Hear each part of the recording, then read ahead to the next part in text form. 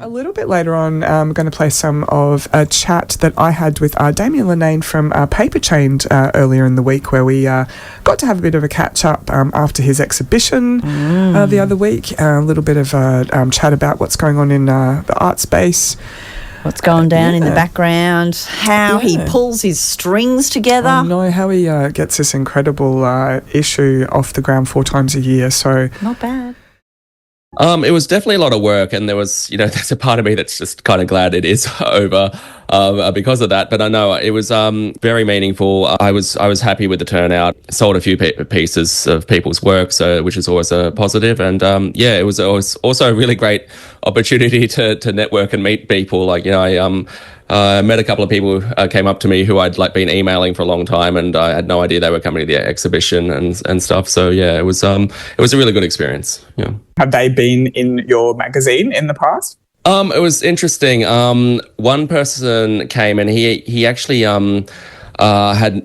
didn't really know about the magazine, but then he was going through it, and I've only ever gotten one contribution from someone in youth detention.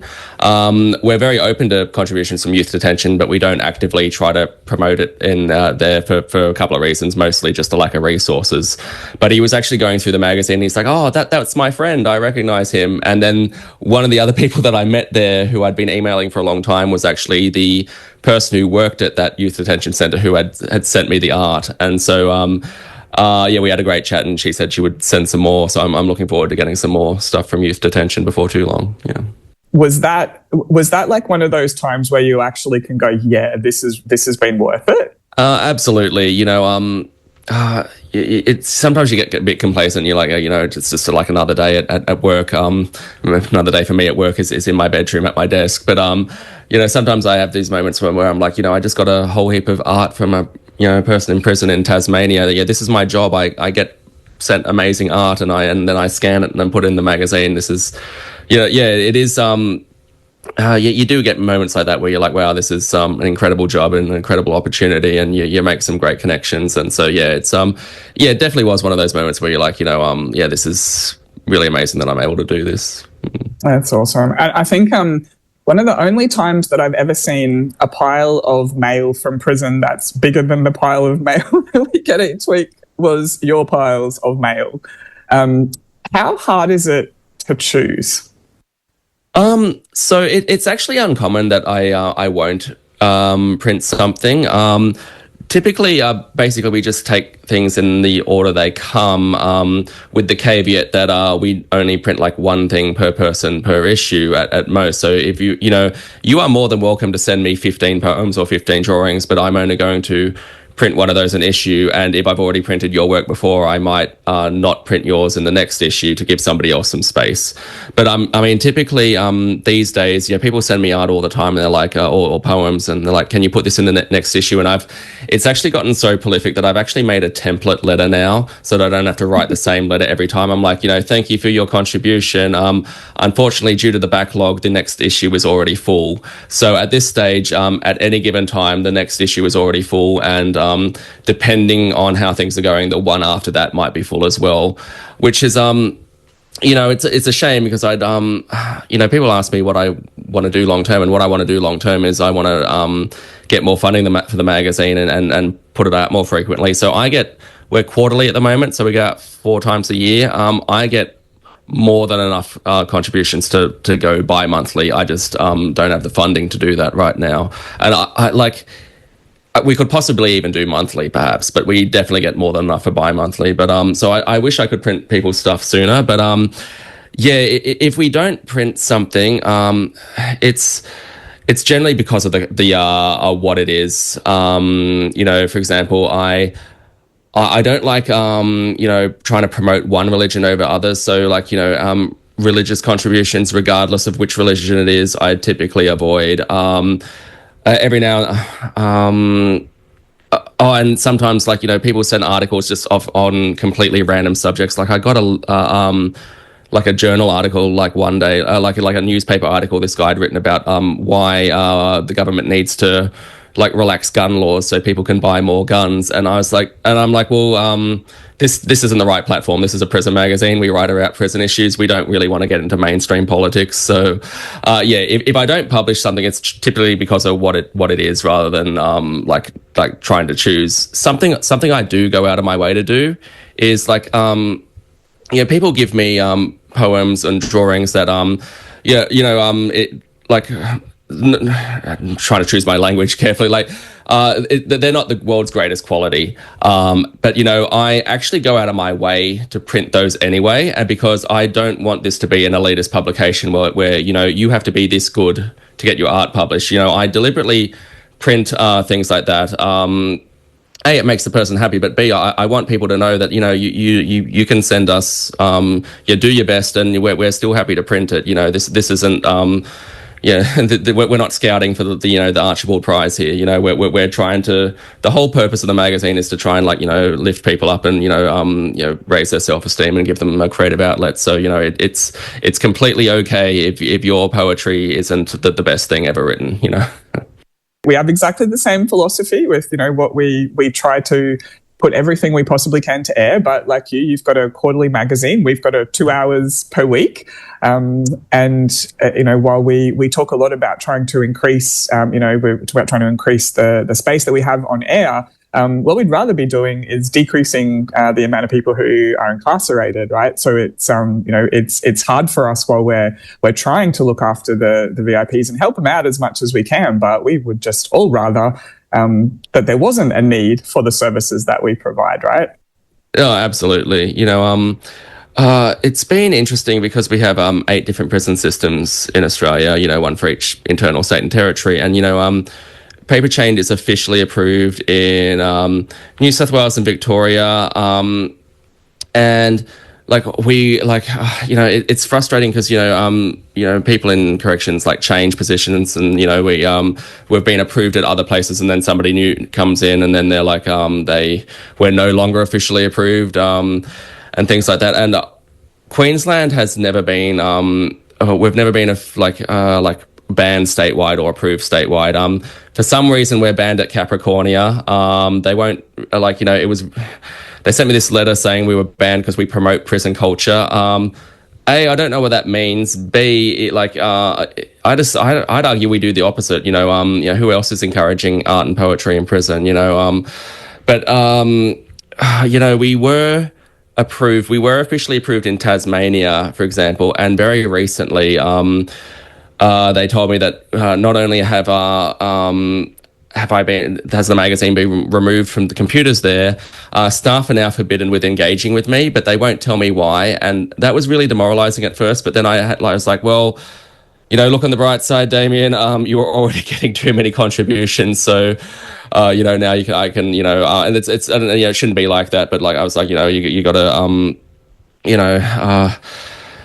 find tough, see positives in some things. Otherwise, you just go nuts. So that's the thing. You got to just see the positives. But it's really frustrating. Things ebb and flow, and that's the thing. You can work so hard getting approved somewhere, and then the person who approved it left, and the new person comes in, takes one look at it, and says, "No, I don't like this." Why should prisoners have something nice?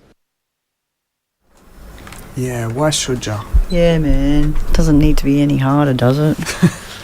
That was a chat with Damien Linnane from Paper Chained after his exhibition here in Hamilton a couple of weeks ago. Talk about a lot of admin behind the scenes. There's a lot of shit goes down back there to make a little exhibition happen, hey? And it's so weird talking to someone who has such similar challenges to what we have here, trying to prioritise prioritise your voices and your art and your beautiful creative work. So yes. I'm going to kick this last little set off with another part, just another section of the interview. We had a little bit of a chat with Damien Linnane. I was going to talk a little bit more about getting the magazine into some of the Queensland prisons, and then we'll do a couple more tracks. More Paper Chain stuff. We will pop in before the last couple of tracks to say farewell. So let's get on to this little part. This is 6 minutes, and then we'll get into a couple more of your tracks. You're on the Locked In Show on 4ZZZ. This is Damien Linnane from Paper Chained Prison Art Magazine.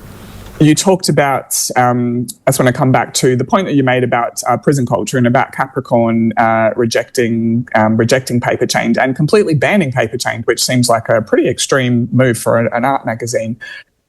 This concept of prison culture that you talk about, isn't it the prison that creates the culture?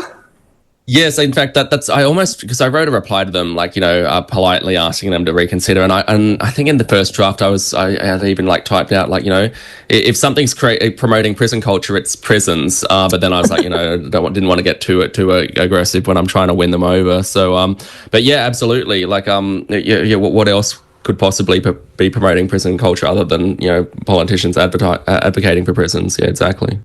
So we're here in a position in Queensland where we have a really strict, a really kind of broad encompassing part of the Act. And then we have a series of other art and craft and art activity programs, which are all governed under constantly changing policies. So I think, really important things for our VIPs to know is that the human rights the International Human Rights Convention, so it's the Universal Declaration of Human Rights. This is the document that's supposed to govern, all behaviour of how human beings are treated. And Article 27 says that everyone has the right freely to participate in the cultural life of the community, to enjoy the arts and to share in scientific advancement and its benefits. So it would seem that banning an artistic magazine which has beautiful pictures of horses and people drawing their experience would be in breach of the International Human Rights Act, wouldn't it? Yeah, absolutely. And interestingly, there was so when I was in prison, I kept asking around, is there a prison magazine? Because there's some place we can send our art to, and everyone's like, what are you talking about? There's never been a prison magazine. There's been a lot, but it had been about 12 years at the time since there'd been like a one that went out to multiple prisons. Yeah, typically a prison magazine is made at one prison and doesn't really go much further than that. The last nationwide prison magazine was Framed, and that was made in New South Wales by Justice Action, and they were banned in New South Wales, which was their biggest audience, and they actually took that to the what was called the Human Rights and Equal Opportunity Commission. It's now the Australian Human Rights Commission, and they argued that banning the magazine was a violation of prisoners' human rights. And the Human Rights Commission ruled in their favour. But unfortunately, the Human Rights Commission is kind of like the United Nations in that they can make rulings and then it's up to the government whether they want to follow them or not. The Australian government ignores UN rulings all the time. And so, the Human Rights Commission ruled that banning the magazine violated the human rights of prisoners, and corrections at the time just chose to ignore that. Yeah, which was really disappointing. But yeah, you can guarantee your human rights are being violated if you're being denied access to an art magazine. It has been held in the past that prisons can ban like one issue if there's something like extremely provocative. You can ban an issue, but you can't ban future issues based on what one issue in the past did. So yeah.